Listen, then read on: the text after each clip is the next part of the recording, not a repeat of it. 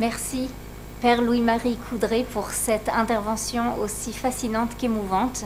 Notre deuxième intervenant est le professeur Ephraim Meir, professeur émérite de philosophie juive moderne à l'université Bar-Ilan. Il a été professeur invité à l'Academy of World Religions de l'université de Hambourg. Il a été le Levinas Guest Professor for Jewish Dialogue Studies and Interreligious Theology. En 2018, il a été chercheur invité au Centre de Theological Inquiry à Princeton. Et également, il a été pendant quelques mois chercheur à Stellenbosch au Center of Advanced Studies en 2022-2023. Professeur Meir est le président de la Société internationale Rosenzweig. Parmi ses plus récents ouvrages, Théologie interreligieuse, ainsi que très récemment publié Gandhi et les philosophes juifs. Professeur Meir. Merci beaucoup, Tia.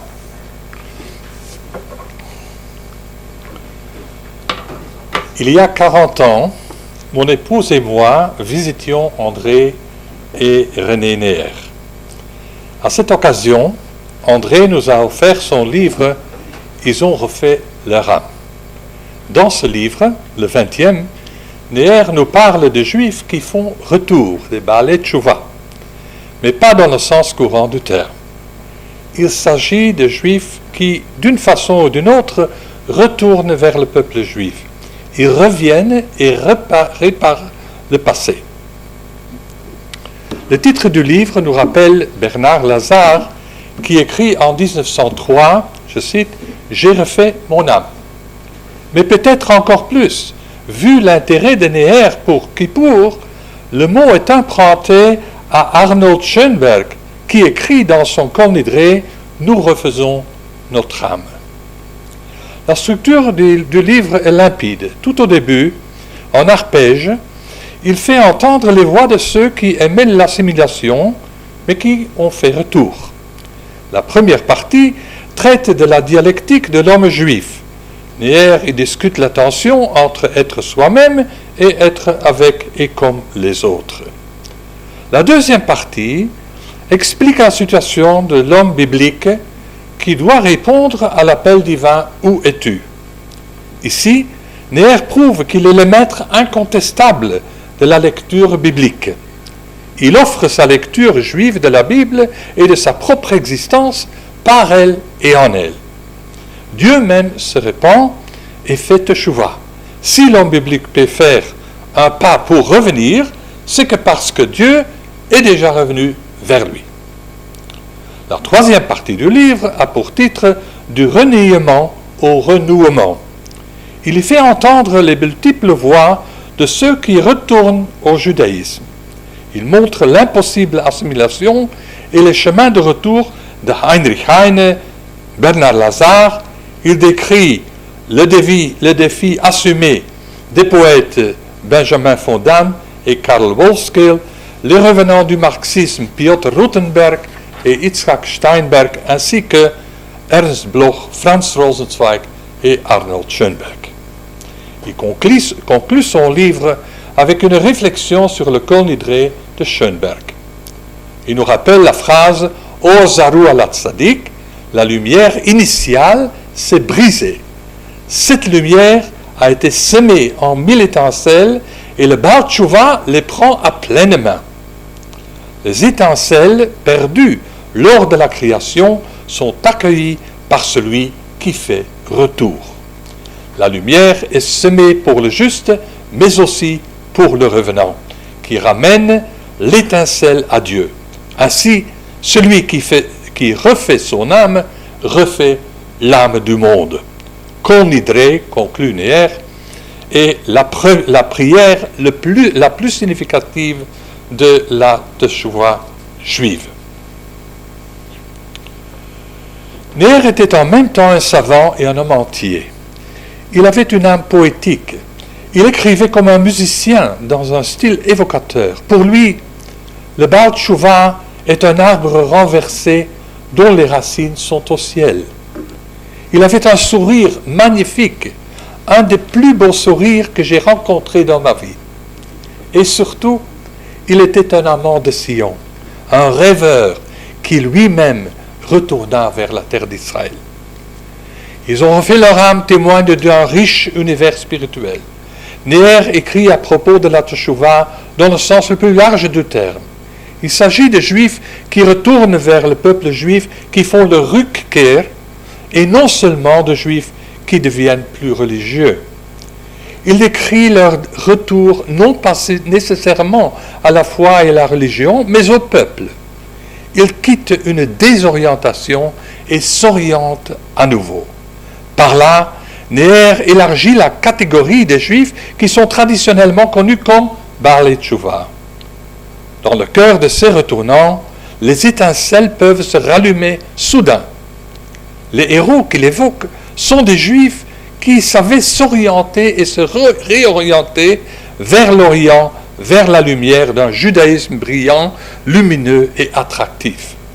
Ce sont pour la plupart des Baalei Teshuvah moins connus en Israël. Neher vit son objet d'étude. Il écrit avec sympathie à propos des Baalei Teshuvah. Il s'identifie à eux. Il entre dans leur vie pour mieux décrire leur Teshuvah. Vu l'élargissement de la catégorie des Baalei Teshuvah, Neher aurait pu inclure Henri Bergson dans la liste de revenants vers le peuple juif. Il est vrai que Bergson fut proche du catholicisme. Néanmoins, Elian Amado Levi s'y aperçut au cœur de la philosophie de Bergson une pensée spécifiquement juive. Il est vrai que Bergson ne se référait pas adéquatement à ses propres sources juives, mais Amado a raison en disant que les affinités entre Bergson et le judaïsme n'ont pas été suffisamment décrites. Chez Bergson, il y a, selon elle, une fidélité inconsciente à l'essence du judaïsme qui déclare la guerre à la nature et préserve l'élan vital. C'est que le temps juif est lié à la créativité, à l'invention, au renouvellement, au temps messianique, à la remessianisation et à la transcendance. Le temps n'est pas accompli, il est la durée. Il y a le pas encore de l'espérance juive. Surtout, Bergson ne s'est pas converti au catholicisme. Dans les années 30 du siècle précédent, il est resté solidaire du peuple juif persécuté qu'il ne voulait pas quitter. En 40, il est allé se faire enregistrer au bureau de la police comme philosophe, prix Nobel et juif. Ne serait-il pas lui aussi un revenant qui renouait les liens avec le peuple juif? Dans ce qui suit, je me concentre sur ce que Neher écrit sur Franz Rosenzweig. Je compare aussi Neher et Levinas à propos de Rosenzweig, qui fut à mon avis le plus grand Baal Teshuvah du siècle précédent. En tête du livre qui traite du retour, Neher met une phrase de Rosenzweig en exergue. Elle se trouve dans une lettre de Rosenzweig à son cousin Rudolf Ehrenberg, qui aurait dû être son parrain de baptême.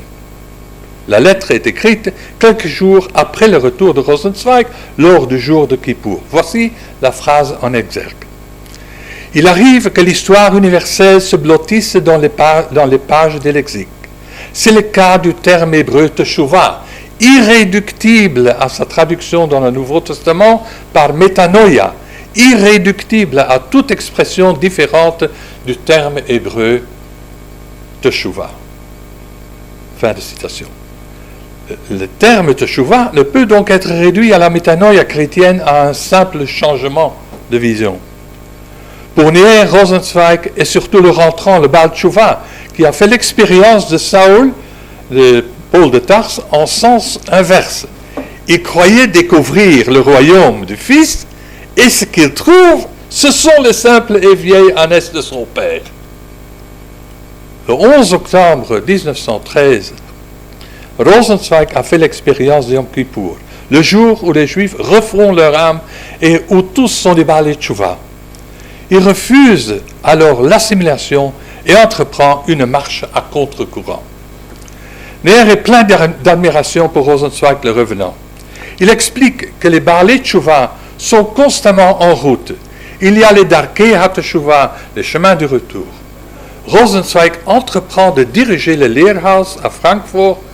Il traduit avec Baubert la Bible en allemand et nous offre une traduction allemande de 92 poèmes de Yehuda Levi. Neher conclut, aucune teshuva n'a été aussi intégrale que celle de Franz Rosenzweig. Pour Rosenzweig, la teshuva n'est pas un refuge ultime, mais une dynamique de la retour. Neher signale que Rosenzweig est condamné à rester sur le seuil. Apparemment, Neher raisonne dans la perspective de ce qu'il appelle le judaïsme authentique. Il remarque que Rosenzweig ne progressait que lentement dans l'étude de la Gemara. En plus, il lui manque des outils linguistiques. Il parle de Gesetz et de Gebot, pas de Torah et de Mitzvot. Néanmoins, il utilise le terme juif « lernen ». Neher critique le personnalisme de la Teshuvah et de Rosenzweig. Il le cite Rosenzweig, « Ne pas se faire violence, ne pas se précéder soi-même, n'utiliser pour marcher que ses propres jambes, pas de bâton et surtout jamais de béquilles. » Rosenzweig écrivait « Attendre, fût-ce avec regret, fût-ce avec le sentiment de ne les rencontrer jamais, attendre les heures biographiques de grâce. » Neher se distancie de cette approche. Selon lui, contrairement aux croyants chrétiens, je cite, le croyant juif ne peut marquer sa communion avec le peuple juif que par l'observance. Il critique l'observance progressive du Shabbat chez Rosenzweig. Il se réfère à une lettre au rabbin libéral Beno Yaakov dans laquelle Rosenzweig explique qu'il était amené à cœur gros à une pratique orthodoxe dans l'observance du Shabbat, et à une lettre adressée à Rudolf Hallo dans laquelle Rosenzweig écrit « Nous avons toujours une situation à part ». Neher pensait que, je cite, « Le retour de Rosenzweig au judaïsme est plénier, même et surtout dans les projets dont il n'a pas pu atteindre la réalisation. » Rosenzweig avait la volonté d'être juif. Neher pensait que, comme Kafka, Rosenzweig a une vue somptueuse sur la cité de Dieu sans pouvoir y entrer. Le château de Kafka rappelait à Rosenzweig la Bible. Comme s'il regrettait d'avoir mesuré Rosenzweig à l'aune orthodoxe, Neher écrit de façon clairement positive que ce qui manque à l'ensemble du judaïsme de Rosenzweig est aussi indispensable à la plénitude que les alvéoles à un vitrail et que le silence à une symphonie. De façon créative, Neher rapproche Ernst Bloch de Rosenzweig, en ce que, comme lui, il accentue le pas encore du juif face aux chrétiens. Rosenzweig répète le mot de Goethe, wir heißen euch offen. Nous vous ordonnons d'espérer dans sa conférence à Kassel intitulée Geist und Epochen der jüdischen Geschichte. Neher note que cette conférence a dû circuler dans le cercle d'intellectuels juifs allemands dont Bloch faisait partie. Il remarque qu'un parallèle existe entre le Shabbat chez Rosenzweig comme le miroir du monde à venir et le Shabbat de Bloch comme le miroir de l'utopie. Dans un autre livre, Jérusalem, vécu, juif et message, Neher revient sur Rosenzweig. Il écrit que Rosenzweig était à la croisée des chemins, mais qu'il se décida à être le penseur pédagogue juif au service de la communauté juive. Il ajoute que la conférence de Rosenzweig à Kassel n'avait eu qu'un auditoire modeste. Il s'agissait de quelques membres d'une association appelée Humanität. Lors de cette conférence, Rosenzweig arguait que l'histoire juive n'est pas à séparer du reste de l'humanité, même si elle reste différente de l'histoire humaine. Le juif entend dans son histoire l'exigence d'espérer, il y entend, selon Neher, une promesse de dépassement vers l'éternité. À nouveau, dans le même livre Jérusalem, Neher reprend la phrase de Goethe. Adoptant un style personnel, il mentionne qu'au lendemain de la guerre de Kippour, Albert Fuchs lui avait envoyé une carte postale.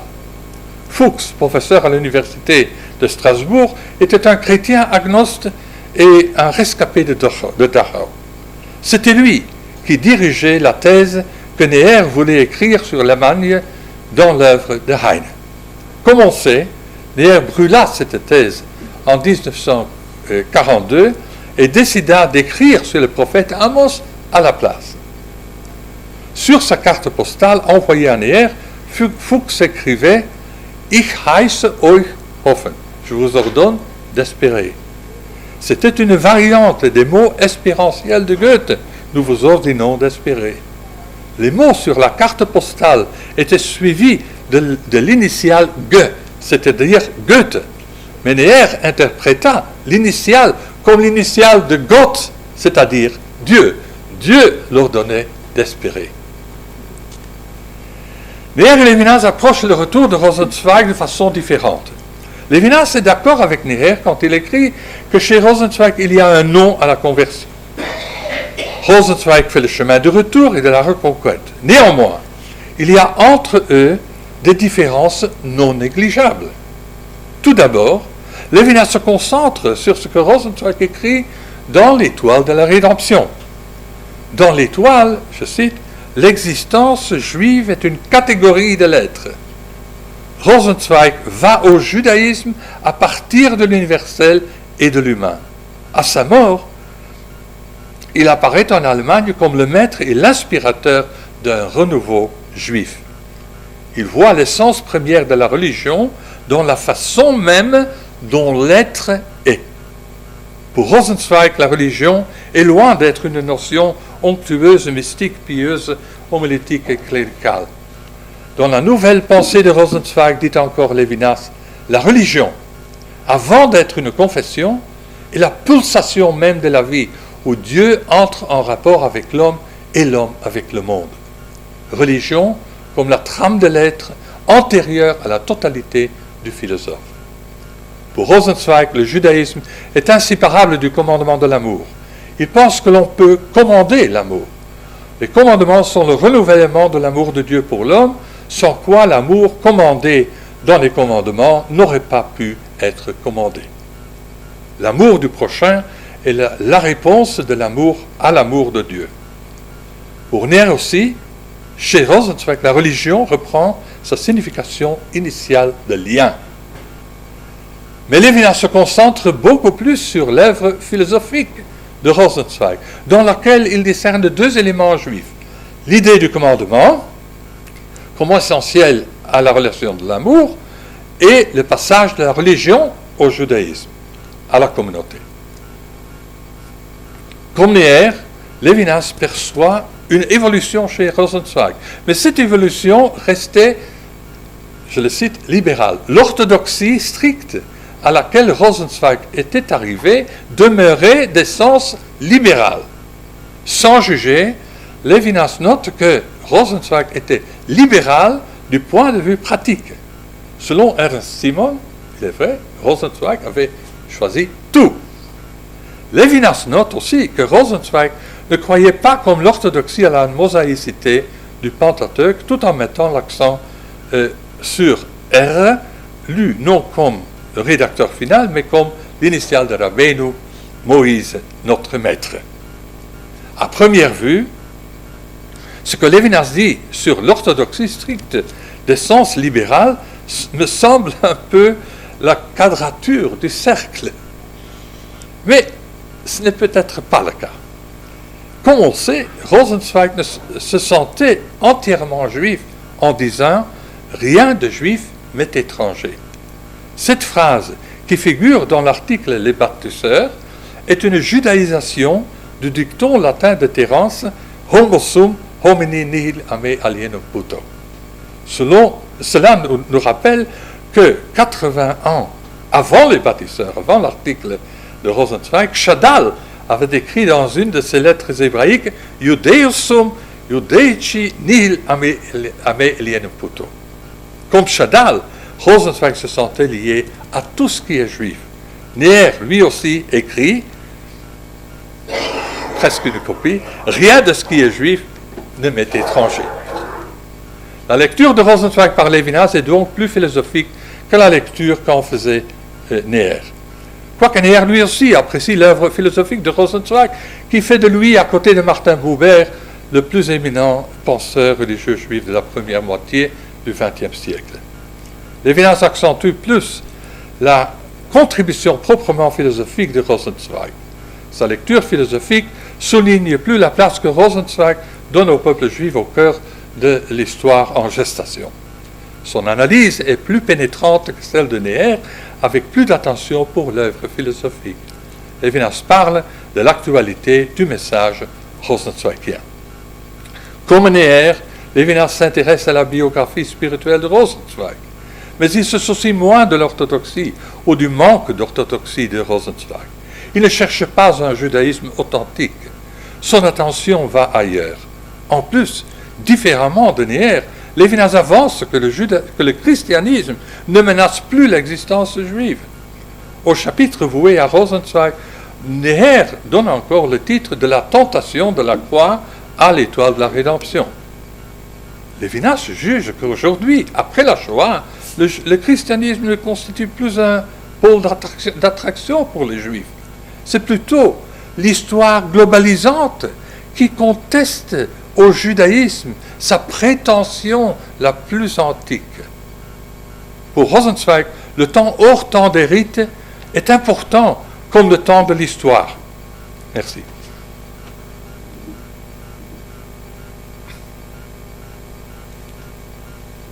En effet, les rites sont antérieurs à l'histoire. Comme on sait, Rosenzweig fait une analyse sociologique, philosophique du rituel juif dans la troisième partie de l'Étoile. Dans les vieux rites, il discerne la particularité juive qui brise la totalité. C'est là que se trouverait l'actualité du peuple juif dans l'œuvre de Rosenzweig. L'éternité d'Israël ne vient pas de l'orgueil d'un nationalisme exacerbé par les persécutions. Elle réside, selon lui, dans le droit de juger l'histoire. L'histoire ne juge pas, elle est jugée par une nation toujours à part. Dans ce contexte, il n'est pas surprenant que Lévinas se réfère au Midrash sur Agar et Ishmaël qui errent dans le désert après avoir été chassés de la maison d'Abraham. À mon avis, il est primordial de noter que Rosenzweig connaissait le bonheur d'être juif.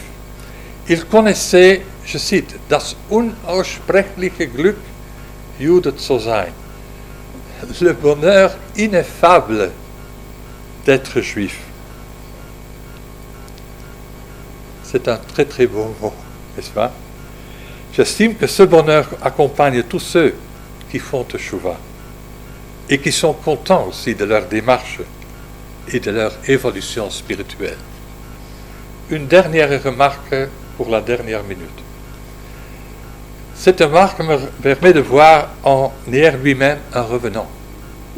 Non parce qu'il est retourné vers la vie juive traditionnelle qu'il pratiquait dès son enfance, mais parce qu'il se sentait un maillon d'une chaîne.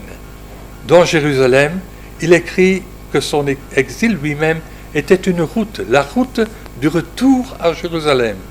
C'est dans ce sens qu'il est, lui aussi, un revenant. Depuis l'Alsace française, il voyait les cigognes qui faisaient voyage vers Jérusalem. Ce furent tantôt Hitler, tantôt les cigognes qui le ramenaient à sa vocation juive sur la route de Jérusalem. Selon son propre témoignage, Neher a toujours été le pèlerin de Jérusalem. Comme ses ancêtres, il se sent un pèlerin sur la route de Jérusalem. Il savait que les cigognes venaient de Jérusalem et que de là où elles viennent, il retournerait l'an prochain. En effet, il finit par retourner à Jérusalem, où tout est capital. Le juif, selon Neher, est toujours pèlerin sur la route du retour vers la maison, vers sa ville, vers sa capitale, vers Jérusalem. Après la déroute de la Shoah et la menace de la guerre de séjour, il se mit en route vers Jérusalem.